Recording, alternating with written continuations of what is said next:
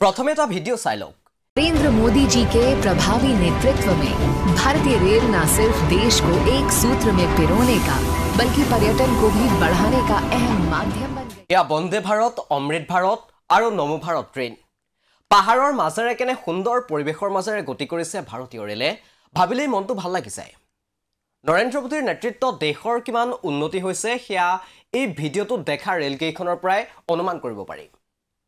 কিন্তু ৰব এয়া কি ট্ৰেইনৰ ইঞ্জিনত দেখোন পেৰু ৰেল বুলিহে লিখা আছে।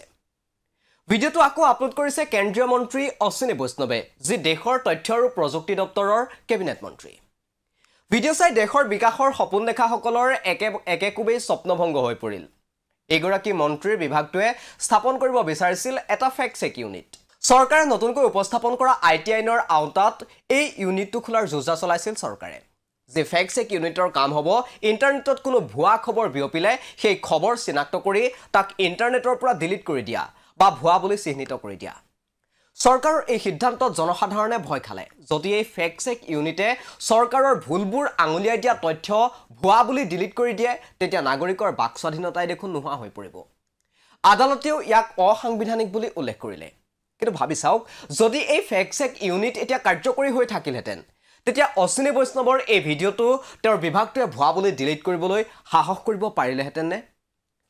বিদেশৰ ভিডিঅ'ৰে ভাৰতৰ উন্নয়ন বুলি জহাই ফুৰা এনে কাৰ্য চকুত পৰিলে আকৌ এই প্ৰশ্নটো প্ৰাসংগিক হৈ পৰে।